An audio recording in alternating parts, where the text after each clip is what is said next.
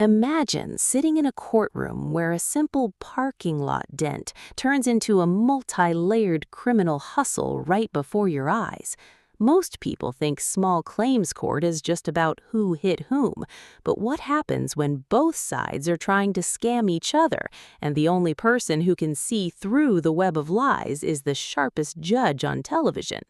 When Miss Stevens stepped up to the podium, she thought she could smooth talk her way out of a collision by calling it a tap, but within 2 minutes, Judge Judy didn't just uncover an accident, she exposed an unlicensed driver, a fraudulent bank account, a midnight stakeout, and a $2,500 psychological blackmail scheme. This isn't just a case of bad driving, it is a masterclass in how a minor mistake can spiral into a legal nightmare when both parties decide to play dirty. To truly understand how this courtroom drama imploded, we have to look at the linguistic battlefield established in the very first seconds of the hearing. Miss Stevens starts her defense by telling the court that she merely tapped a white car. In the world of vehicular liability, this specific choice of words is a psychological defense mechanism known as minimizing. By replacing the word hit with tap, a driver is subconsciously trying to shrink the financial and legal scope of the damage before the judge even looks at the photos. But Judge Judy operates on strict binary logic. In a court of law, the vocabulary of the impact does not change the reality of the destruction.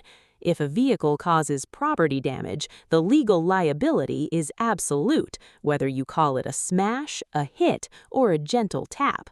What made Miss Stevens' story completely fall apart was her own behavior immediately following the accident. She claimed the impact was so minor that there was barely any damage, yet she admits she parked her car and walked into a massive multi-level government building to hunt down the owner. A driver does not spend 20 minutes wandering through a crowded social services facility over a meaningless tap. They do it because they know they just caused serious, actionable damage and are desperate to control the narrative before the police get involved. As the cross-examination deepens, we uncover the real reason Miss Stevens was panicking in that parking lot: her total lack of legal status on the road. She was driving her brother's blue 4-door car without a driver's license, carrying only a basic state identification card, and crucially, the vehicle was completely uninsured. Operating an uninsured vehicle that causes property damage is a massive legal vulnerability. In almost every jurisdiction, this can lead to severe administrative penalties, including criminal citations, heavy fines, and the long-term suspension of future driving privileges. This context completely recontextualizes her bizarre behavior inside the building. When Judge Judy asks why she didn't just leave a traditional note on the windshield with her phone number, Miss Stevens offers an incredibly weak excuse. She claims she thought leaving a note was the wrong thing to do because notes can have fake names or numbers, and she would be more upset if someone left a note on her own car. This is a classic smokescreen.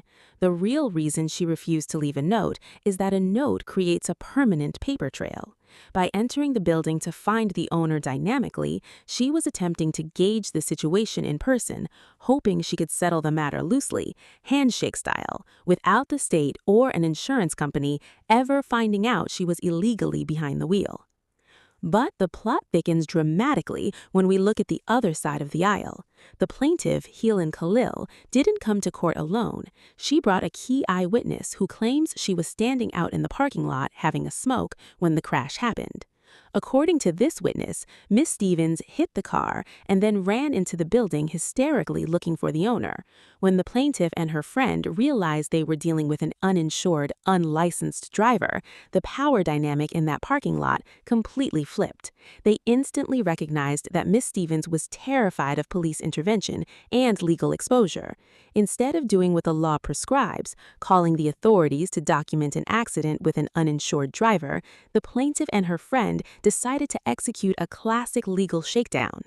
The plaintiff testifies that she looked at the damage on her 2006 Pontiac G6 and calculated the cost of the replacement bumper and labor mathematically in her head, arriving at a flat demand of $2,500. Judge Judy, drawing on decades of judicial experience, immediately identifies this as an absolute fiction. A layperson standing in a parking lot cannot perform a localized structural appraisal and labor rate calculation in their head. The plaintiff wasn't calculating repair costs, she was calculating how much cash she could extort from a frightened, trapped driver who couldn't afford to let the police show up. This brings us to the absolute climax of the case, the weaponization of a signed check, which serves as a masterclass in mutual deception. Miss Stevens claims that following the accident, the plaintiff and her eyewitness friend began aggressively tracking her down, even staking out her house and interrogating people outside her home to find out exactly where she lived. Terrified of this ongoing harassment and desperate to get them off her property, Miss Stevens did something that looks like financial suicide to the average observer. She handed over a signed blank check. But Miss Stevens was not a helpless victim here. She was executing a highly sophisticated counter-bluff. She signed a check tied to a bank account that she knew was completely closed or non-existent. In the eyes of criminal law, passing a check that you know is backed by zero funds or a fake account constitutes uttering a forged instrument. It is a criminal act of fraud. Miss Stevens used a worthless piece of paper as a tactical weapon to buy herself time and clear her doorstep, knowing full well the plaintiff would eventually hit a brick wall at the teller window. The plaintiff, blinded by the prospect of an unverified $2,500 windfall, eagerly snatched the check, completely unaware that she was holding a legal landmine. When the plaintiff finally tried to cash the fraudulent check and it inevitably bounced, the entire double scam exploded, forcing both parties into small claims court. When a judge is faced with two litigants who both have unclean hands, one who committed insurance fraud and check fraud, and another who attempted circumstantial extortion, the court must strip away all the emotional theater and rule strictly on core tort law. Judge Judy completely ignores the plaintiff's ridiculous story about doing mental math for the bumper, and she summarily dismisses the defendant's dramatic counterclaim regarding the harassment. Instead, she demands to see the only piece of objective third-party evidence in the entire room, a legitimate written repair estimate from an actual auto body shop. That estimate reveals the true cost to fix the Pontiac was not $2,500, but exactly $1,200.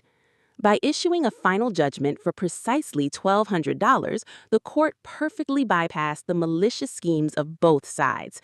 Miss Stevens was held strictly accountable for the exact physical damage her vehicle caused to a parked car, ensuring that her lack of insurance didn't allow her to escape financial liability.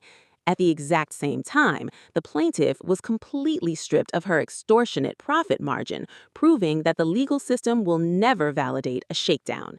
It is a brilliant clinical demonstration of how justice operates when it ignores the dramatic narratives of the litigants and focuses entirely on verifiable, objective truth. If you love watching these incredible courtroom deceptions completely unravel under expert legal analysis, make sure to like this video and subscribe to the channel for more deep dives into television's most historic cases. Who do you think was the bigger hustler in this parking lot showdown? The driver with the fake check or the owner with the fake math? Drop your thoughts in the comments below and let's break it down.